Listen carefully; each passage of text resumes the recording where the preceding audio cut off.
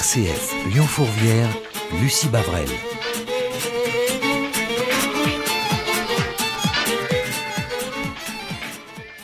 Et l'on retrouve tout de suite des souris et des hommes. Et Jean Pouly, bonjour. Bonjour.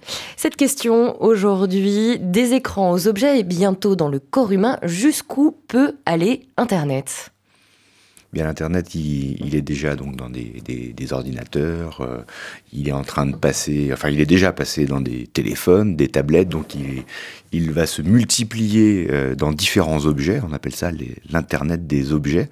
Effectivement, peut-être qu'il n'y a pas vraiment de limite et qu'on va arriver jusqu'à notre propre corps. Donc effectivement, la semaine dernière, avec le web sémantique, du contenu, du sens qu'on donnait à l'Internet ou qu'il fallait donner à l'Internet. Là, on va plutôt parler du contenant, effectivement, avec cette extension en fait des objets qui se deviennent connectés un petit peu partout. Donc ça veut dire concrètement qu'on va réellement passer des ordinateurs à d'autres objets. Exactement. En fait, il faut pas grand-chose. Il suffit de la connexion, en fait, une connectivité, puis d'un système d'identification.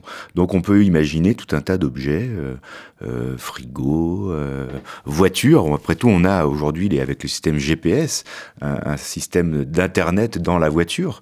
Donc, on peut imaginer tout un tas d'autres objets connectables, qu'on pourra piloter, des robots domestiques, etc. Mais comment c'est possible techniquement ?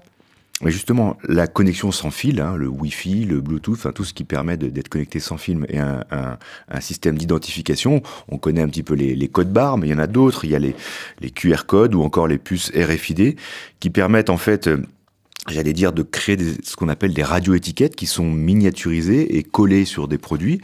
Alors les processus sont un petit peu plus complexes parce qu'un objet n'a pas toutes les caractéristiques d'un ordinateur. Il n'a pas d'écran, il n'a pas de logiciel, ni de stockage de données, mais il peut communiquer, interagir avec d'autres objets connectés. On peut donner des exemples concrets pour bien se rendre compte et surtout quel pourrait être le bénéfice pour chacun de nous. Un exemple le plus concret qui sera peut-être le plus tangible pour tout le monde, c'est par exemple le paiement sans contact. Alors c'est paradoxal parce qu'en Afrique que je connais bien, il y a ce qu'on appelle le mobile banking, donc la possibilité d'avoir une banque de façon mobile, donc de payer par téléphone portable est déjà beaucoup plus développée. Donc ces paiements sans contact, ces technologies sans contact qu'on appelle NFC, les Near Field Communication, qui sont en train de se développer énormément, dont je reparlerai, vont permettre justement, alors pour payer par exemple, de plus, mettre sa carte, etc., d'avoir d'argent. Donc on sera vraiment, on est déjà dans le paiement électronique, mais on a encore besoin de contact. Là, on pourra le faire avec son téléphone, puisque a priori, c'est l'objet qu'on a pratiquement tous et tout le temps. On va pouvoir aussi avoir des systèmes d'identité, par exemple, pourquoi pas des cartes d'identité de façon mobile et actualisée. Et puis il y a des applications, par exemple, alors on l'imagine pour le tourisme avec une application qui s'appelle Semapédia, donc avec la contraction avec Wikipédia, qui permet de donner des fiches informatives sur des lieux qu'on visite ou sur des objets. Donc on colle ces petites étiquettes en fait interactives sur des objets, sur des lieux. On peut aussi donner soi-même des informations, donc il y a une interaction et on enrichit les données et on pourra les avoir justement sur le téléphone de partout. Puis, alors un autre domaine qui est encore beaucoup plus vaste, c'est ce qu'on appelle la domotique, donc les objets domestiques. Alors je parlais tout à l'heure d'aspirateur de frigo, alors ça fait sourire parce qu'on nous parle toujours d'exemples. Alors voilà, il y aura un capteur dans mon frigo, il va capter qu'il n'y a plus de lait, qu'il n'y a plus de beurre, et puis il va en commander automatiquement dans la grande surface en ligne. Mais c'est un petit peu ça qui se prépare, c'est-à-dire pouvoir piloter. Alors bon, le frigo ça fait rigoler, mais le système de chauffage, la sécurité de la maison, ça commence à se faire.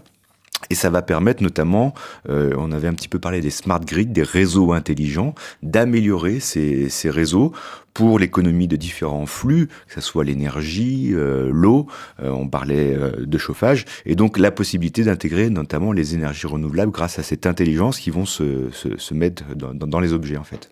Donc vous l'avez dit, on est en plein dedans. Là, c'est surtout pour toutes les petites utilités du quotidien. Voilà, mais quelles vont être les évolutions de cette technologie ?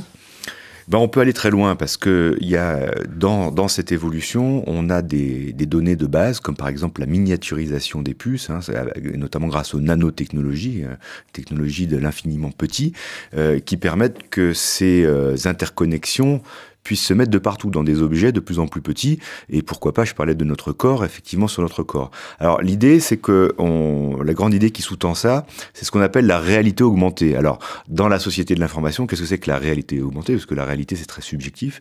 Et bien dans la société de l'information, c'est une réalité augmentée d'informations. C'est-à-dire que on va à un endroit et on nous donne plus d'informations. Vous allez visiter Fourvière et grâce à votre téléphone, vous passez devant un petit code et tac, voilà, vous ça avez... s'est beaucoup démocratisé avec ces flashcodes qu'on scanne, qu'on bip avec un téléphone, un smartphone. L'idée, c'est d'enrichir l'information. Donc la réalité devient augmentée d'informations.